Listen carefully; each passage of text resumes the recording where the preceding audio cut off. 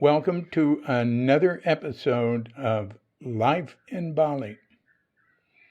I'm DC Puba of Cuke Audio and Cuke Archives, coming to you from Sleepy Sanur with Doga Bandita, Feline Cuchita when she deigns to visit, and dear lovely Katrinka, and some roosters and birds outside waking up and sharing their joy with all. Life in Bali is our once-a-week diversion from Zen Buddhist posts, relating to Shunryu Suzuki and those whose paths crossed his. I pray that you and yours are safe and comfortable and not suffering any economic hardship and free to get out and do what you want within the confines of the universal precept of do as little harm as possible. Today's guest is Alice Del Wedland Prasetyoko. And Alice is a dear friend and the founder of Lighthouse Bali, which is a substance abuse program, and of the Bali Women's Lighthouse. I want to give you the websites for both of those right now. The Bali Women's Lighthouse that's it, BaliWomensLighthouse.org. BaliWomensLighthouse.org. And it's a cost-free rehabilitation program for the women of Bali. And you can go to that page and make a donation to it. The Lighthouse Bali is not cost-free, and it is a beacon of, I'm reading off the website, a beacon of light offering hope and recovery. Change your life today. Individual rehabilitation treatment. So we'll get to that in just a second.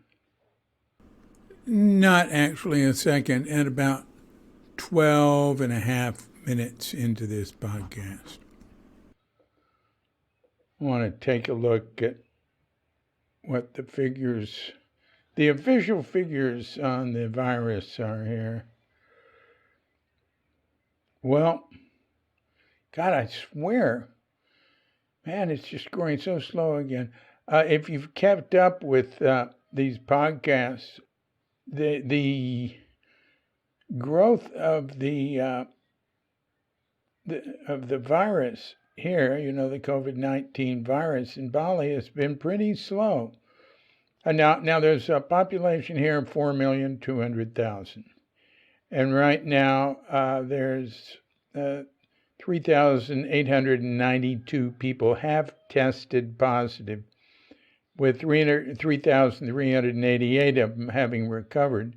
So, that's approximately 500 active cases now. And as I always say, I'm sure there's many, many more, statistics here and data keeping would be very, very hard, when you get out into the country. But we don't seem to be overrun with it. I've only talked to one person who knows somebody who died from it. And that was Kim, who was our guest a few weeks ago. Kim Patra, and the driver of a friend of hers had died. Actually, that's the only secondhand case I know of that's even been positive. Everything else is stuff I hear in the news. Well, all right, no. Katut Artana, who was our guest, I guess a week ago, he said there was a family in his neighborhood about 200 meters from his home, maybe he said, that had the people in it had tested positive. So that's another secondhand case. No firsthand. And in other words, nobody I know who's gotten it. Not saying they won't. I just got an email from somebody telling me what it was like where they were in America. In America, things are so much more dismal. Good Lord. I hope things shape up there. But he said, God, it looks like it's just a matter of time before he gets it. I don't know. It's only like, what is it? 1 out of 1,000 people are testing positive. Let's see. America has around around 330 million people. And it's had, what was it? Something like 5 million positive cases, somewhere around that, huh? So that's about 1.5 people out of every 1,000 in America so far has tested positive. And of course, we'd assume there are many more. I do sort of feel like, well, maybe someday I'll get it. But what I wrote him back was, I think it's really important to postpone getting it as long as you can, because treatment improves. Viruses tend to get less virulent as they evolve, is what I am led to understand. Will surely be a vaccine someday. And another thing I'm led to understand is that vaccines evolve too, or the development of them progresses, and later on they become better, more all-inclusive. If one feels it's inevitable that they'll get coronavirus, then they still want to postpone it as long as possible. So right now in America, there have been about 166,000 people who are said to have died of coronavirus. That's the ones I believe that the coroner has determined that. Coroners work with every county, I think, has a coroner.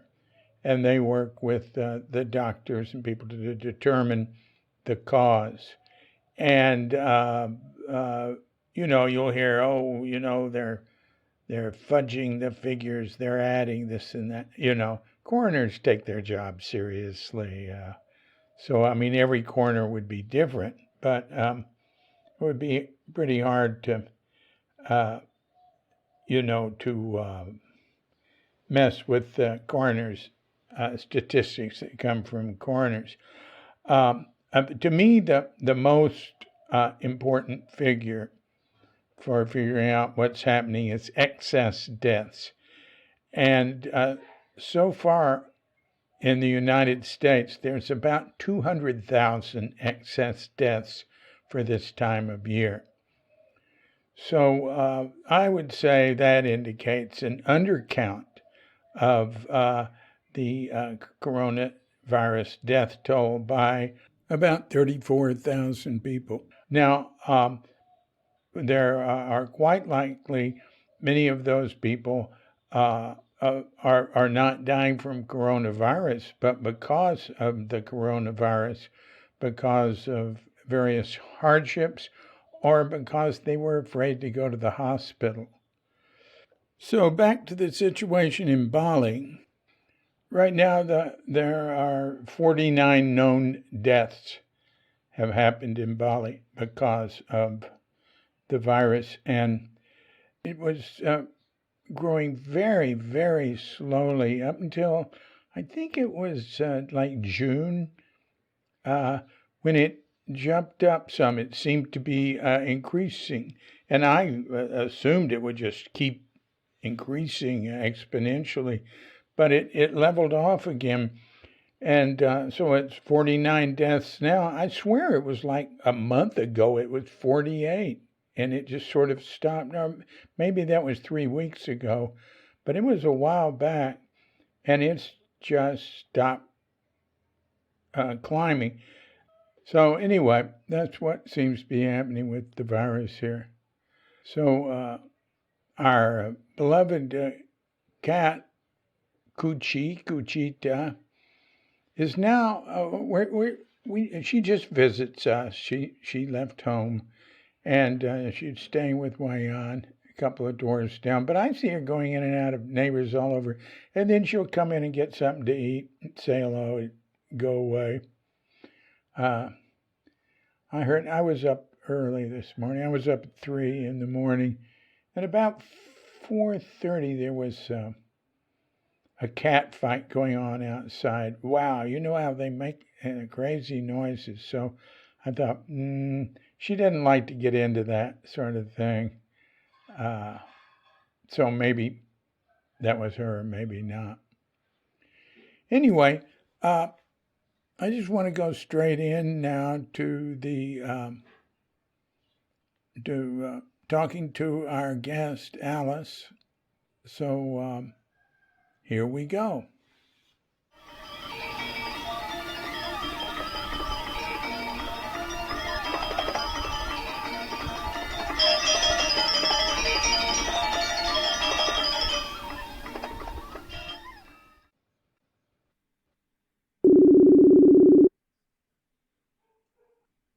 David? Hi. Are we videoing or just talking? No video. How do I turn off the video? Doesn't matter. So, hey, Alice, how are you? Hi, David. I'm good. How are you? Okay. So, Alice Dill Prasetyoko. Wow, cool name. That's right. Yeah. So, Alice, you are the founder of Lighthouse, and I've got a number of things I'd like to hear you talk about, but why don't you tell us about the Lighthouse first? Okay.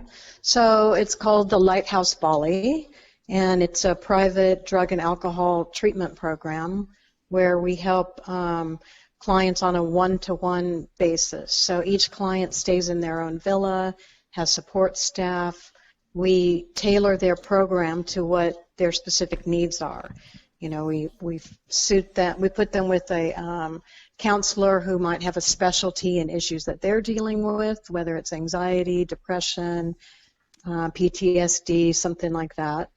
And so their program is based around what they need.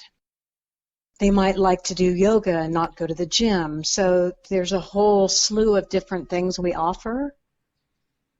The core modules are counseling with a clinical psychologist. All of our people are minimum master's level. Most of them have PhDs. And then they also have education and peer counseling. Those are like the primary core modules.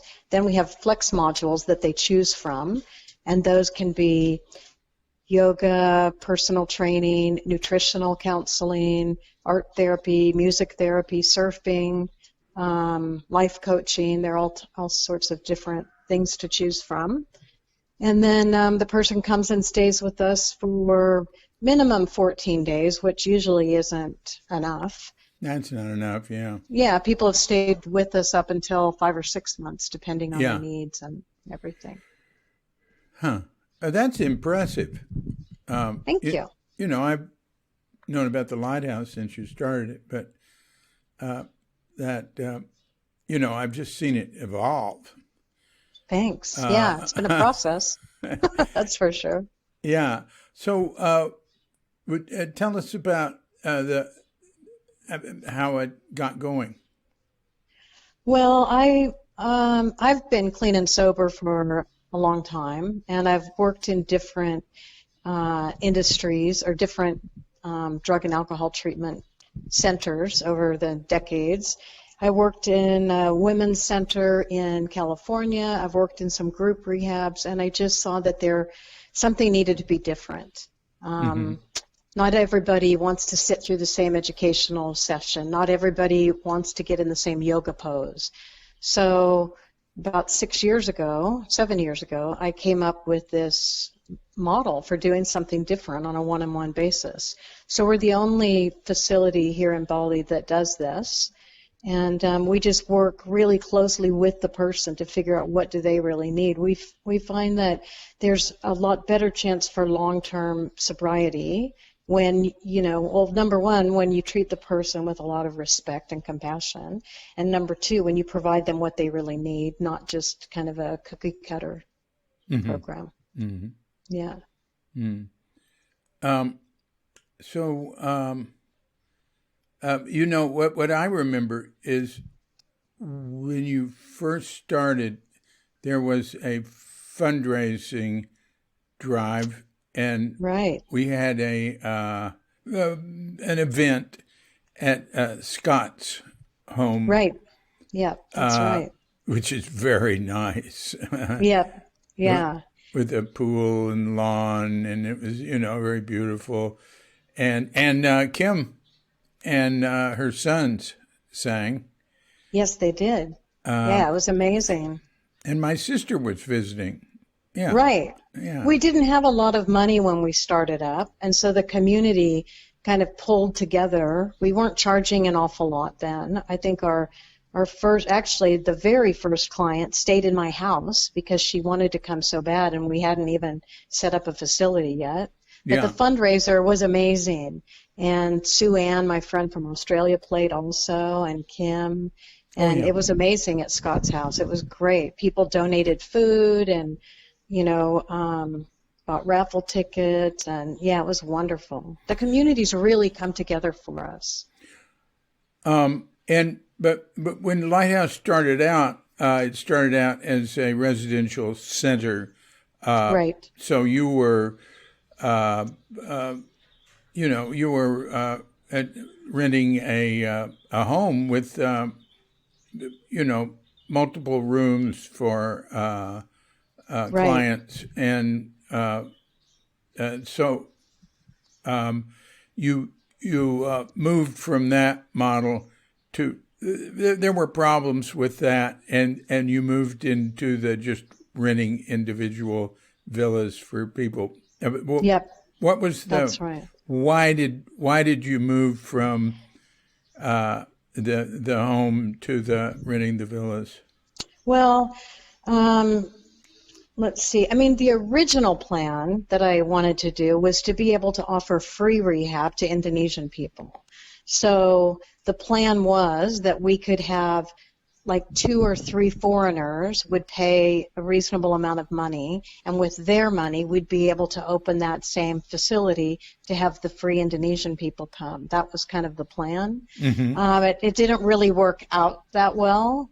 There were problems with, I didn't have the the experience and education level of counselors that I do now.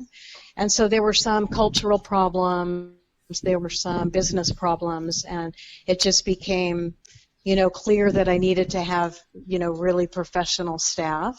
I mean, we still had a great program then, but it's just kind of evolved into something where I split the two apart. So now we have a charity program that we set up that's actually a free rehab for Indonesian women here in Bali. We're the only one like that. So that is completely separate than our private drug and alcohol treatment. Yeah. We do still have some Indonesian people that have come to our private treatment center who can afford it. We've had a number of Indonesian people come and do that. But the charity is really for those who have no funds, no resources. And we've been really blessed to have that happening, lots of donations, and we take money from the private paying clients and put that into the charity as well. Uh-huh. And what's that called? It's got a name. It's Bali Women's Lighthouse. I mean, the name of the charity is actually Yayasan Bali Mercusuar, which means, Mercusuar means lighthouse, but the name of the women's center is the Bali Women's Lighthouse. And we have actually one of our first regular lighthouse private clients decided he wanted to give back and help, so he rented this great house for the women's program for 2 years.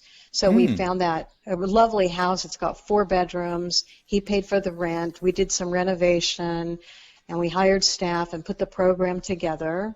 And we have some people volunteering there and other people that are paid staff. And we've had 2 clients. We have 1 client right now. We had 2 women in there. So, yeah, we're really thrilled with how that's doing. We're able to really help and support them. Some of these women are HIV positive. We're able to help support them to get the needed medication that they need to take regularly. We're able to help them detox off of the drugs and alcohol that they're on. It's really fabulous. Mm-hmm. How's it going now with the COVID-19 thing? Well, yeah, we were closed for a little while, and then we went through and put a lot of health hygiene protocols in place. And we have 1 woman now, and she's, obviously tested, and everything's kept very clean, and masks and everything. So we're fine now. We all follow the social distancing and frequent hand washing and everything that we're supposed to do. And how many can it take? It can take up to 8 women. We also have 1 room that it's possible for a baby to come with a mom, which we're really excited about that too. Yeah. You'll probably be getting filling it up then now that things are opening up a little here. Opening up. Yeah. And I think we've always done a lot of outreach in the community, even just through the basic Yayasan. We've done a lot of reaching out to the prison systems, and particularly to the women's prison at Krobokon. Mm-hmm. And they have women and babies there, and we go and bring them diapers and formula and everything. We have a really good relationship with them. So we're hoping that we'll be able to stop some of the recidivism, because as it is now, there's a huge stigma around women anyway in Indonesia, especially women drug users. Oftentimes their families won't let them come home because they've just put a lot of shame on their family. So they get stuck in this cycle of, not having any money and maybe dealing drugs and then getting caught again or doing some petty criminal activity, and then they go back to jail, and then they get out, and then they do the same thing because it's all they know. So we're excited that with our Bali Women's Lighthouse, another big part of it is after these women, they come to us for 90-day minimum. 90 days. Good. After their 90 days, we have some programs set up for vocational training. So my friend Lotta, who has Smorgas, Cafe Smorgas in Sonora, nice she has place. Said that she will do vocational training. So she will help them learn how to wait tables, maybe do some cooking, cash register stuff, so that they can learn a tool, a skill, right? A skill to have. I have another friend who owns villas here, and she's talked about, and these are all free programs that these people are doing for us. So my other female friend owns some villas here, and she has said that she'll do some training for them to get into the housekeeping industry. So I'm super excited about that, just to give them something different so that they don't have to go back to crime every time they get out of prison, right? Yeah. And they also learn basic living skills and how to take care of their babies and, how to be a parent and all of that. It's pretty remarkable. Mm-hmm. Mm-hmm. Mm-hmm. Can you tell about, do you mind talking about your personal journey into becoming sober? Sure. I mean, my situation wasn't so different than a lot of other people's. I mean, I was a single mom for a long time, which was really difficult, and I found coping with trying to work and having a family very difficult, and I turned to alcohol and drugs, and eventually it just took me down. It was terrible. Both my kids had been taken away from me. My younger son was with his father. My older son was in a group home. And what really got me, I was able to kind of manage for a long time, or so I thought. I mean, Uh-huh. inside I just felt desperate and terrible, but I was holding down a job for quite a while.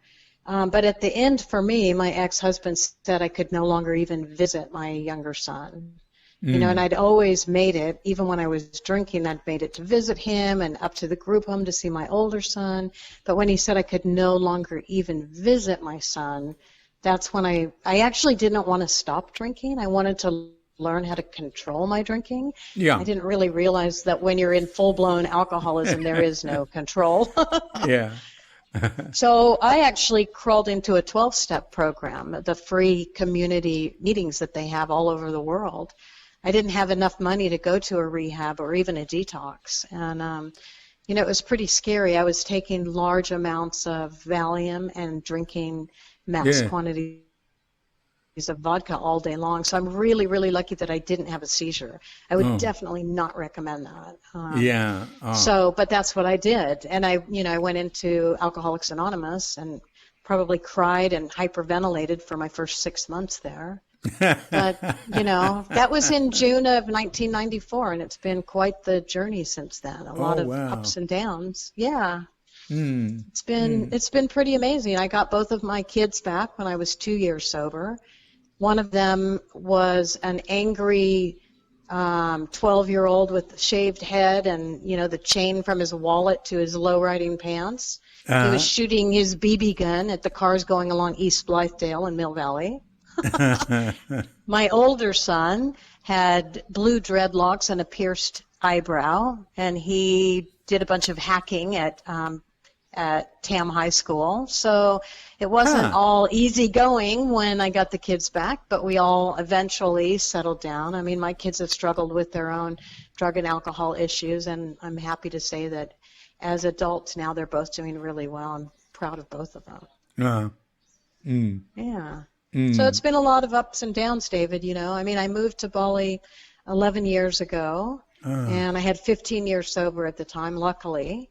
And I got really involved with recovery here in Indonesia. Started some meetings, reached out to other people, and it's always been really important for me to help others. It's been a key part of my staying sober is to help other people.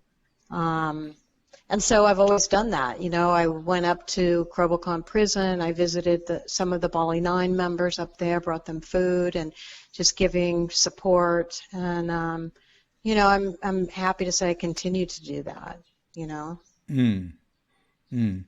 So why did you come to Bali? Yeah. Well, I had come to Bali a couple years before I moved here with some wonderful women from Northern California who were doing clarity breath work. Dana and Ashana, they're amazing. And I didn't even know where Bali was, to be honest. Like, I had bought a beautiful wooden sleigh bed in Mill Valley, and they told me, oh, the bed is from Java. And I'm like, Java? Where the heck is that? I don't even know where that is. And now today, I'm married to an Indonesian man from Java. But I saw the pictures of what the breath retreats had looked like, and it just seemed so amazing that I decided to go. I've always been a little spontaneous, so I decided I need to go to that place. So I had recently closed my business, which was a very stressful merger and acquisition investment banking kind of business, and I was in the middle of my second divorce, and my kids were both adults, and I was like, I don't know why I'm staying in California. It's so expensive to live here, and I didn't really want to go back to a 9-to-5 job. So when I came here with the breathwork people, we went to Canggu, we went up to the north of Bali, and we went to Ubud, and it was just incredible, and I met some fascinating people. So when I got back to Sausalito, I contacted these people and said, are there any investment opportunities? Is there anything I could do over there? And so I met a lovely man, Dewa Oka, who has some beautiful property heading up towards Tabanan, and we were going to build a wellness center up there. So I moved over here with money to do that, and it just didn't work out. He didn't have the matching money, and for a number of different reasons it didn't work out.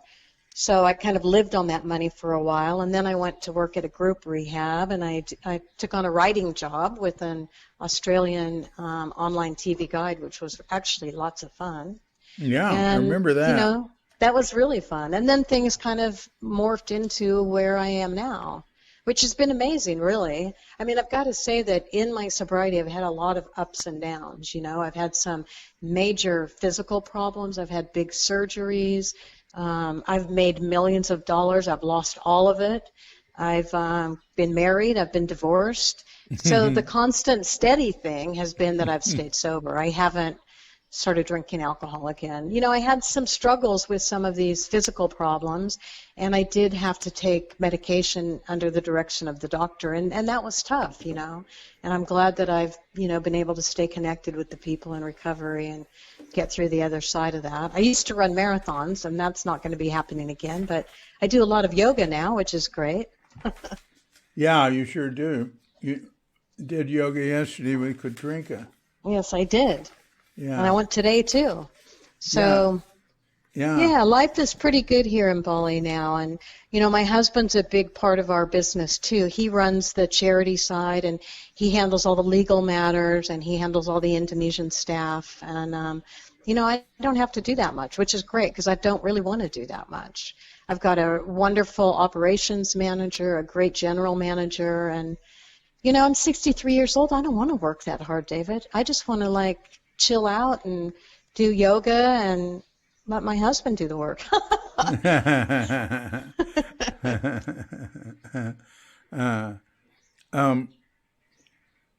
And so how did you and Danu, your husband, get together? Well, a mutual friend introduced us, and he's a very funny, playful guy, and I didn't really realize he was flirting with me for quite a while. And then we just hit it off, started doing a lot of stuff together, and kind of one thing led to another.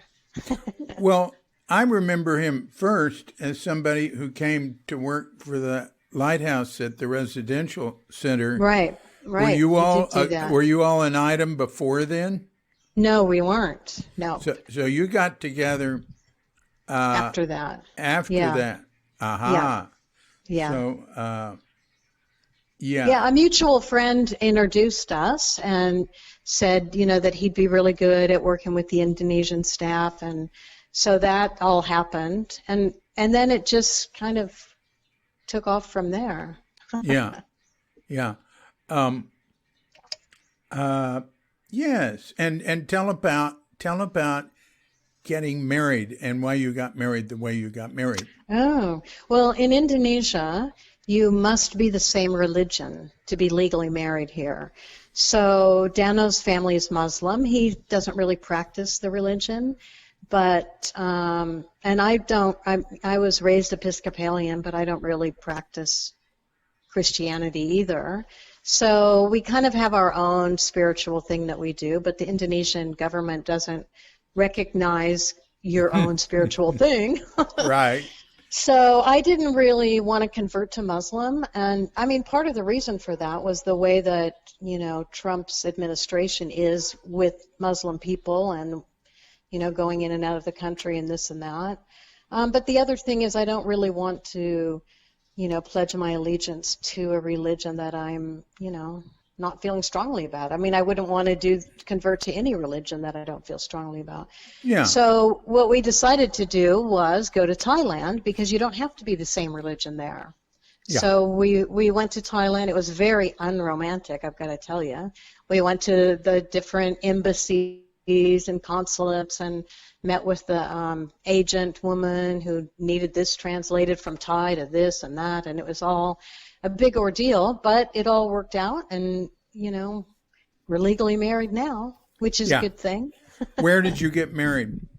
It was a government building where they took a funny picture of us signing documents. Yeah, there was no ceremony, right? No, there was no ceremony. No, just sign here. Same with, my marriage before Katrinka was in Japan, and we got married. There really was no ceremony. We had documents and stuff that we dealt with the consul in Osaka, and then we went to City Hall. Yeah. I think this And was something like that. yeah, I'm not and in sure. City Hall we signed documents, but they were all really sweet. And Uh-huh. we had a wedding certificate in Japanese, Uh-huh. and framed it. At some point, Elin isn't sentimental or anything. She didn't want it, so I kept it. I had it on the wall. And at some point, after Katrinka was living with me, she asked if I could take that down. Yeah, I would think so. That's so funny. Well, David, I've got to tell you that your wedding here in Sanur with Katrinka is one of the most memorable things Dano and I have done here. It was Right, such an honor to be Katrinka's maid of honor and for Dano to be your best man and right. to be part of that beautiful ceremony on the beach was so amazing. Yeah. Well, Katrinka's a wedding planner. Yeah. Well, it was lovely. Yeah.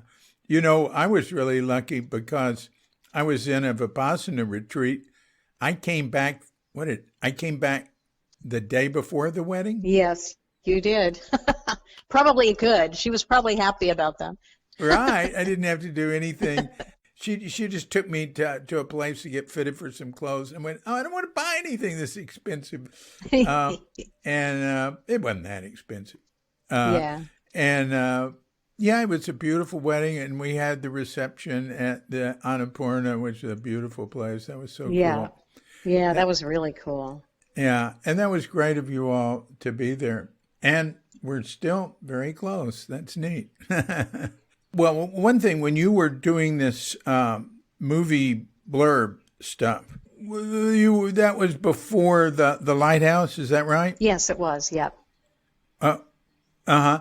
Well, and also it was before everything was available online so easily.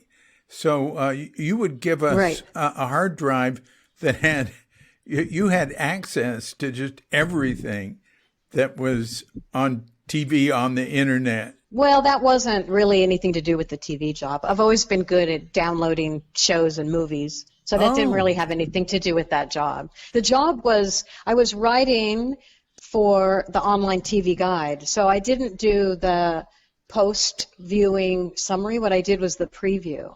So like, will Lewis Hamilton win the Formula One in Australia? That kind of thing. Yeah, the previews. I see.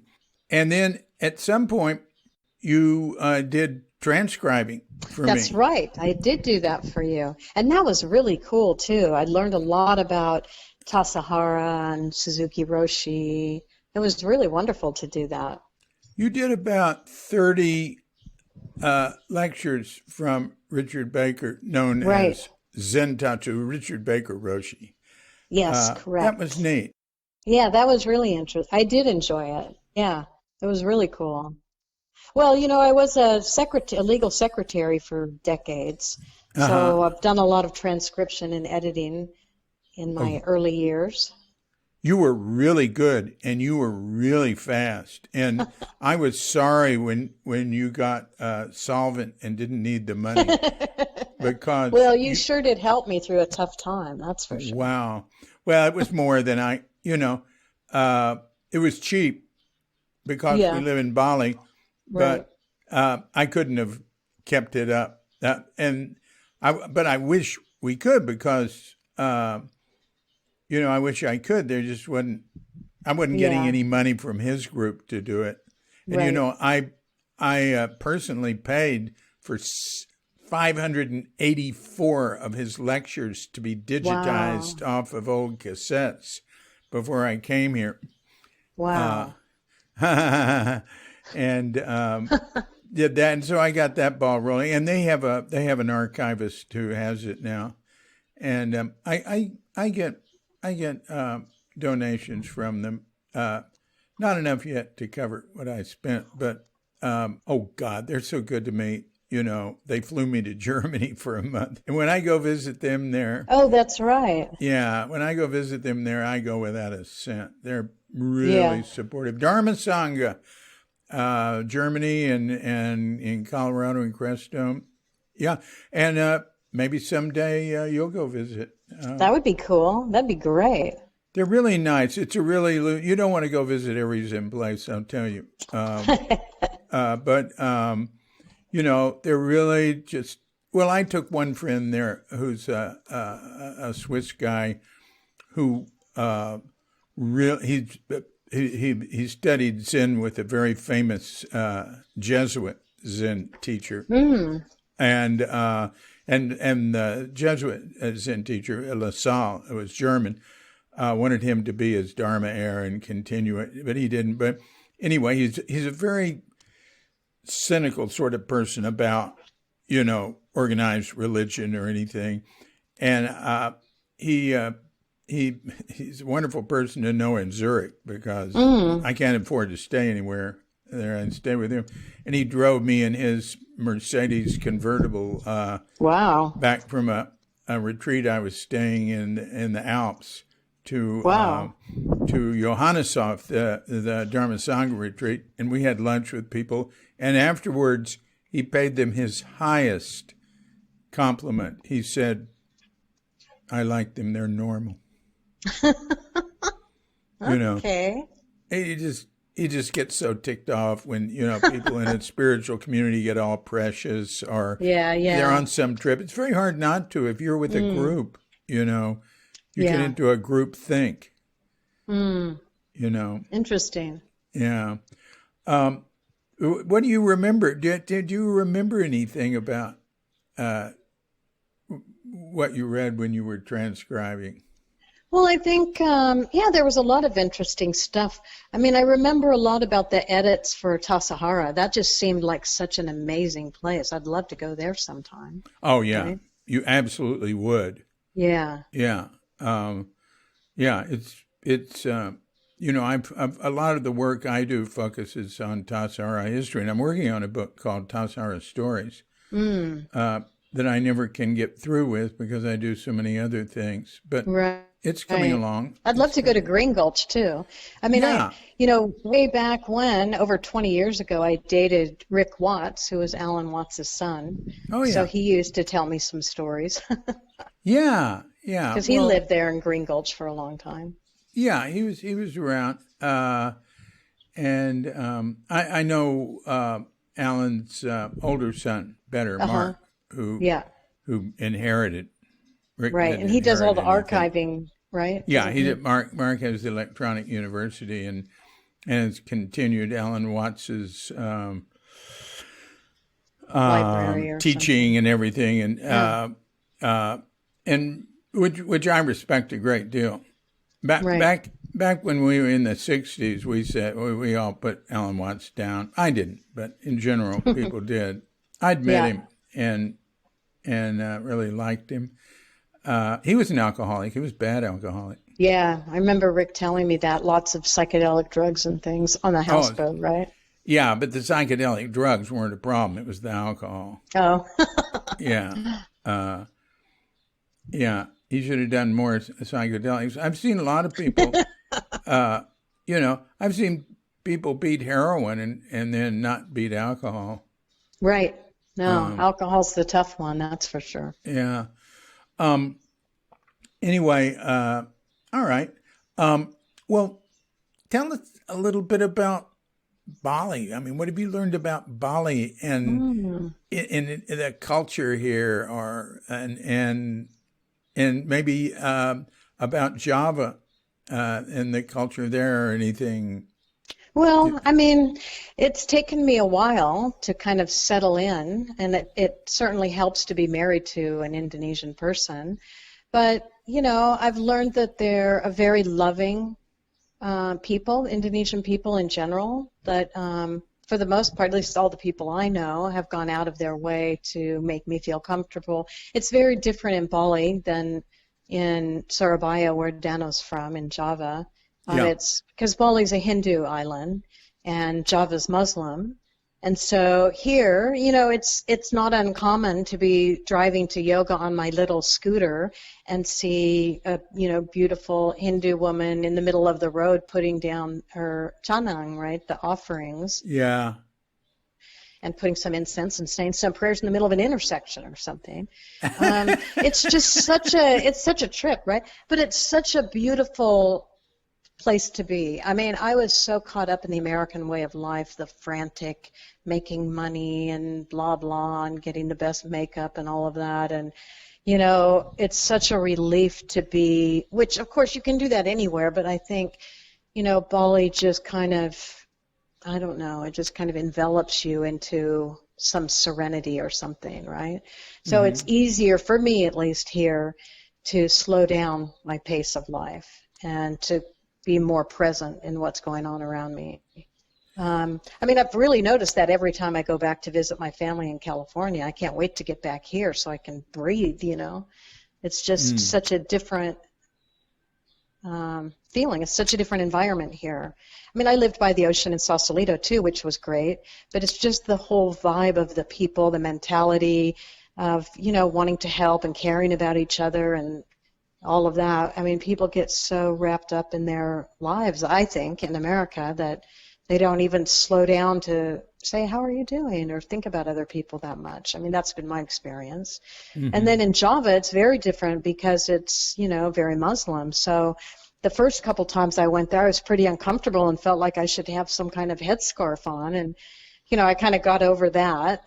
But it's very different. And the whole family thing is very different. Like, so whenever I go somewhere, Dano's family, oh, you bring me ole ole, which is like they just want some little trinket, some little souvenir from where you've been. They're all about the gifts and stuff, which is funny. And I realized, well, it doesn't have to be some elaborate gift. They're happy with a little magnet that says the Golden Gate Bridge on it. So it's just something thoughtful, and likewise, when they come here to visit, they bring us different foods that they know that Dano loves from Java. And, it's just, and, his brother's wife brought me a really beautiful batik piece of clothing and, a really nice sarong. So, I don't know, it's a very thoughtful, inclusive type of environment here, I think. Mm-hmm. Yeah. Kim Patra, I did this is for a Life in Bali podcast. I did a Life in Bali podcast with her just, I don't know, a few weeks ago. And, she's been around here 3 times longer than you. Right. Right? Yeah. And she's been married twice. She only talked about one. I think she was married to a Javanese guy first. Okay. But maybe I'm wrong. But anyway, she's a little cynical about Bali, and she felt, is? Oh yeah, she felt that her in Java that people were friendlier and really, that's and more interesting. open, and she'd had very good experiences there. But the thing is, she hadn't. She did live there some, I think. Yeah. But she didn't live there for decades. Anyway, and I've heard also people in India talk about how friendly and helpful and generous people in Pakistan were, and as soon as they get over in India, that everybody just wants money from them, and right. The idea in America is so anti-Muslim. It would surprise people to know that it's not as cut and dried as that Hindus are beautiful and wonderful. That's and true. Muslims are bad. That's true. I mean, when I first moved here, I certainly had my share of people trying to get money out of me, which is quite common to see a foreigner and to think that all foreigners have a lot of money, right? So yeah. That was quite frustrating. I just had to keep saying no. Yeah. But then, what else is really interesting, David, is the mentality of a lot of my friends in America. They don't really know any Muslim people. Yeah. And, I have a couple friends, like 2 in all of my almost 1,000 Facebook friends who, are still Trump supporters, and one of them was asking me about it being scary or something with Muslim people, and I said, "Are you kidding me? I feel much safer in Java than I do in America with all the gun violence and everything you've got going on there." So Oh, yeah, that kind of sure. shut her up. Yeah, of course. But Absolutely. I find that not most, a large number of people in America are just very uneducated about other cultures and other religions. I mean, so many of them have never traveled anywhere, let alone to a Yeah, Muslim country. yeah. They just don't know. And, somebody else had said to me, well, why can't, are you going to bring your husband to America? Well, unfortunately, they won't let him in because he has been arrested before, even though we provided all these court documents and everything.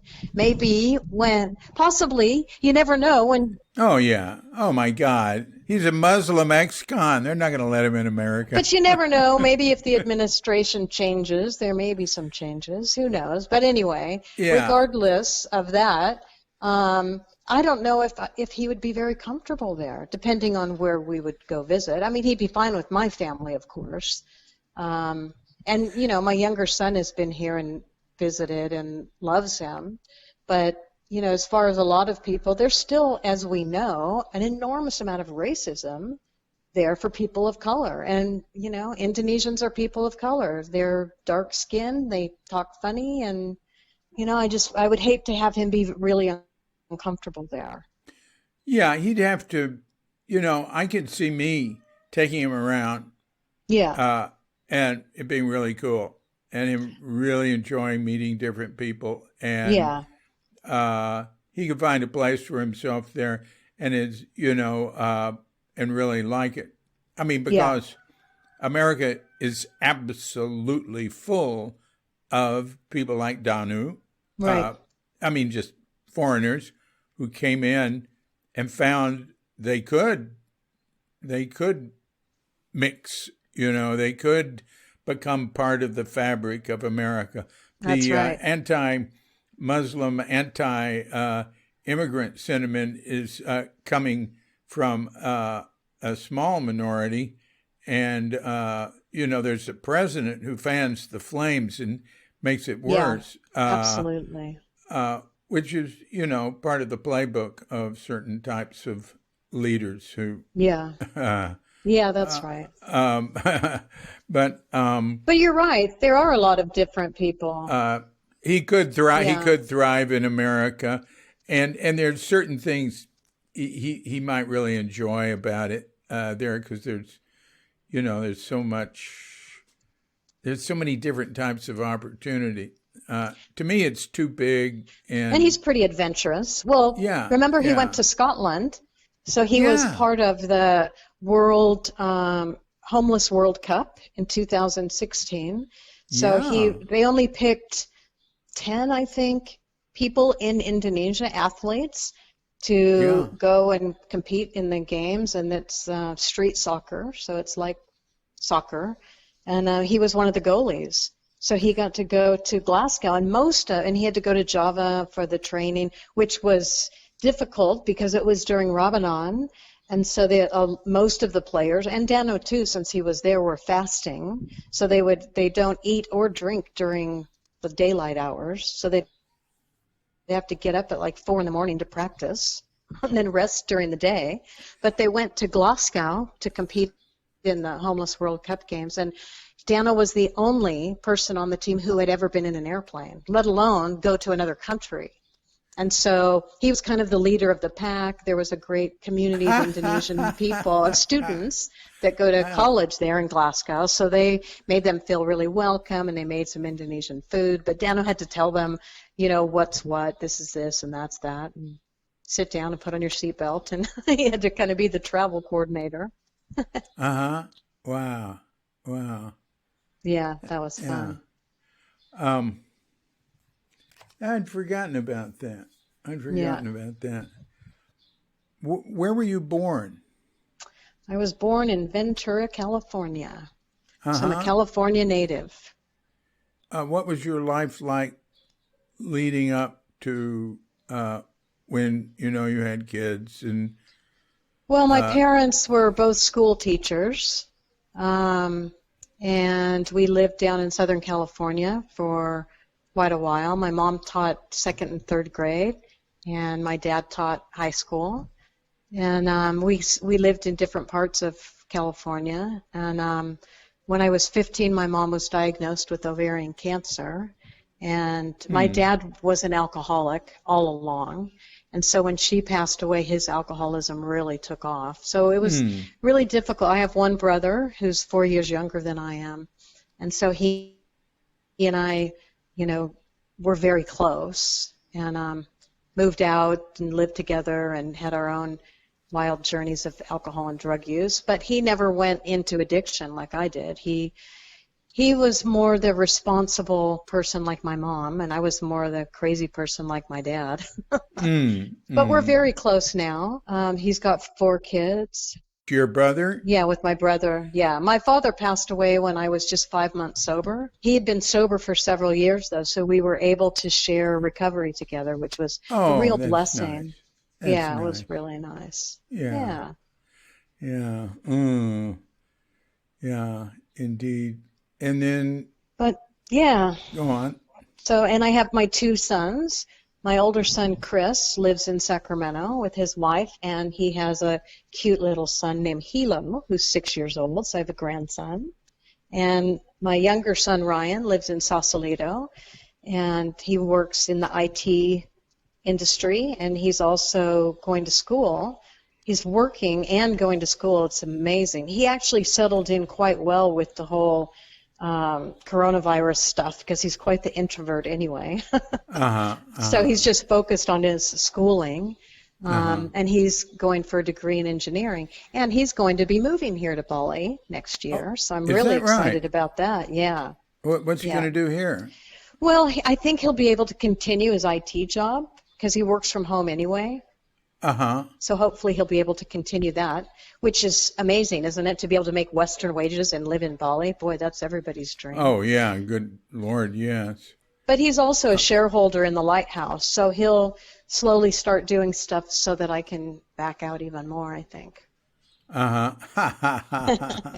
You won't be able to back out as much as you want, I don't think. Well, I'll keep doing the charity stuff. I like doing that. That's what I'm more passionate about, is helping people and, going to the prisons and bringing food to we do a lot of outreach for the at-risk community here because there's such a stigma. So, with my incredible staff person, Ayu, Ayu, she does so much for us. She's the head of the Bali Women's Lighthouse, and she's just amazing. So she and I have gone and done different talks here and there, and I'd be lost without Ayu. She's just amazing. So I want to continue doing that, and what we do now is we're focusing on the at-risk groups, which is people living with HIV, AIDS, or AIDS, and transgender community, women-only families, and drug users. And those are the people that they don't get a lot of help from other charity groups, especially like the transgender community. It's a huge stigma here. They have a very difficult time finding jobs or anything. So, we take them what's it called? Sembako. Isn't that what it's called, David? Sembako. Sembako, right, which is the basic food. We just gave a couple away. So we put that together for them with rice and eggs and, staples. Staples, that's what it means. It means basic food staples. Right. When I told Katrinka it meant staples, she was thinking like office staples and the staple, and she was wondering what did I want to give Komang staples for. Yeah, no, she wouldn't really need staples, would she? Well, Cadet puts them together. I just give her 100,000. Yeah. And she puts together one, and God, I gave one to our gardener a week ago, and then I had 2 to give to Komang, and the gardener came over, and I wasn't here, so Katrinka gave him one. So but that's all right. That's great. Yeah, that's great. yeah, so we've given away a lot. And then, see, I just tell Cadet, make up another one up. If she's coming Right. to work, she works 3 days a week. I'll send her a message, bring another Simbako. Yeah, that's really Uh, great. I was talking to Ayu about it one day. I'm like, we need to get more batako. And she started laughing because batako is the cement blocks they build houses with. She's like, not batako, sambako. I'm like, oh yeah, sorry. all right. Yeah. Cinder block. Yeah. Cinder block. Yeah. But life's good here, David. Life is good in Bali, and I'm so happy I'm here during this coronavirus instead of California. That's for No sure, kidding. right? No kidding. Yeah. They're doing much better. Yeah. Now, I know you heard that Bali Mandara, the hospital near us, is full Right. with coronavirus I did hear patients and that. aren't taking more. Right. But Kim, we checked with Kim on that, and she said, well, it's a hospital designated for Right. coronavirus patients. Right. And she said, people can get, she thought, actually, you could get in there, and she didn't seem to feel it was A worry. there's not an overcrowding of the hospitals here. That's good. At this point. Well, Dano's in Java right now. He's coming back tomorrow. And so part of our policy of him working with some of the clients is he needs to go and get a swab test because he's been in Java, right? Where Right. there are a lot of cases. So they're very expensive, the swab tests. Like at Bali Mandara, it's $1,750,000 for a swab test. And it takes... Oh, you ought to ask Kim. No, they don't do it Ask there. Kim. That's the rapid test. So Dano will go down Oh, to you're Jimbaran. right. You're right. They're charging $1,700,000. Well, we found a place in Jimbaran, the Udayana, whatever it's called, which is $900,000. So that's a little bit better, but it's still... That's about 60 bucks. Yeah. 1,700,000. That's like, whoa. That's about $100. Well, no, it's more than that. It's more like $120. Okay. Considering That's the a rapid lot. tests are only $200,000, which is, Yeah. what's that? $14. $14, right. Yeah. But anyway, it's important Wow. that he gets it, so we've got that all set up. Which one is he going to do? Is he going to get the expensive one? Yeah, he has to get the swab test. Yeah, Yeah. that's right. Right. That's right. Yeah, Katrinka got a rapid test from Kim just the other day. Kim said, you don't have to be in quarantine anymore. I mean, she'd already been back Right. 13 days. Right. So we started sleeping together again. That's and, great. Yeah.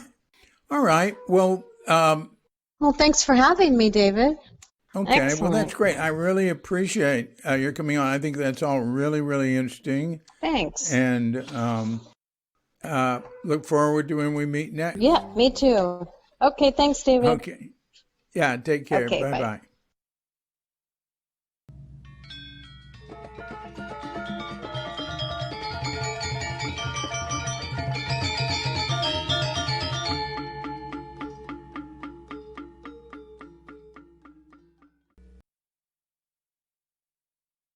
So thanks a lot, Alice Del Prasetyoko. And thanks for letting us know about the Lighthouse Bali and the Bali Women's Lighthouse. To remind you of the links there, the Bali Women's Lighthouse is baliwomenslighthouse.org, and the Lighthouse is thelighthousebali.org. And remember, you can go to the baliwomenslighthouse.org and make a donation. It's right up there, up top. It says donation, and help them develop the program to be a beacon of light for women in Bali with substance abuse problems.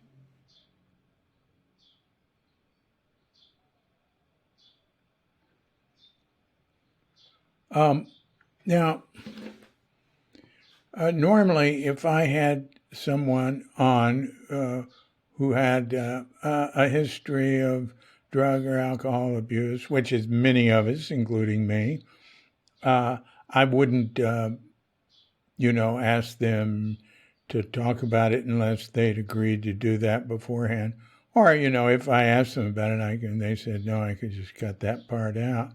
A lot of people in that situation want to remain anonymous, but Alice is sort of a public figure now in that, and so she shared that with us.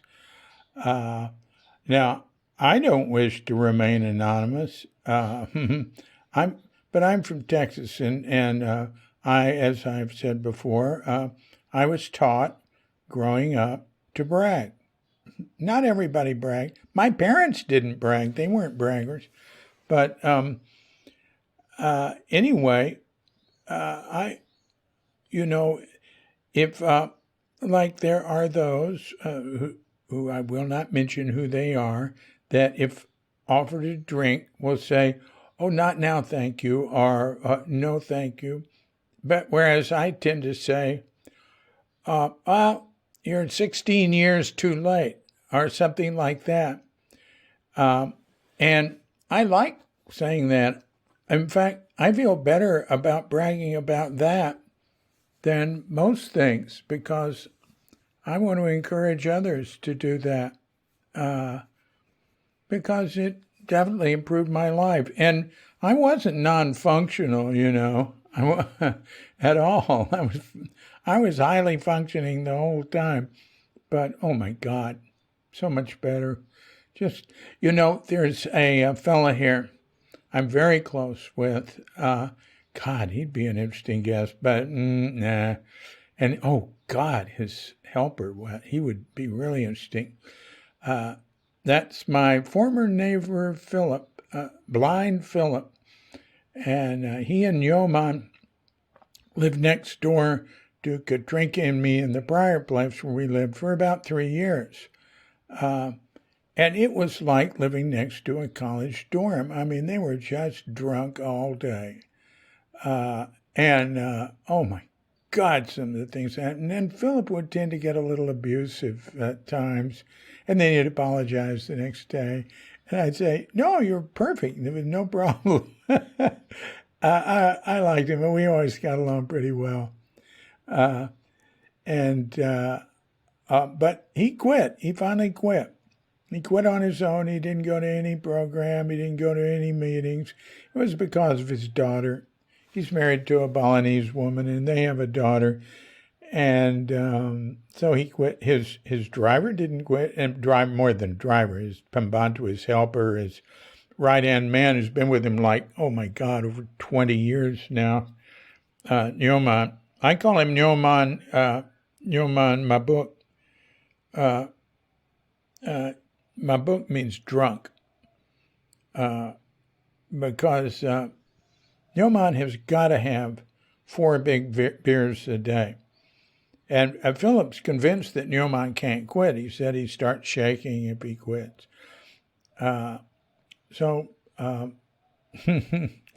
Anyway, Philip has said a great thing. He said, he's from London. He owns some mattress business there. Mattresses for the Queen, actually. He said, well, not the highest quality ones. They've got all sorts of beds. But he said, it's like when I quit drinking, it's like I found out that what I thought was my best friend had been stabbing me in the back all these years. So he's doing pretty good now. Okay. So thanks a lot for joining us here at Life in Bali. I'm your host. So until next time, I'm so until we meet again, I'm DC Poobah of Cuke Audio and Cuke Archives, coming to you from sleepy Sanur with Doga Bandita, Feline Cuchita, and dear lovely Katrinka, and the roosters and birds outside and barking dogs sometimes. I didn't hear any today.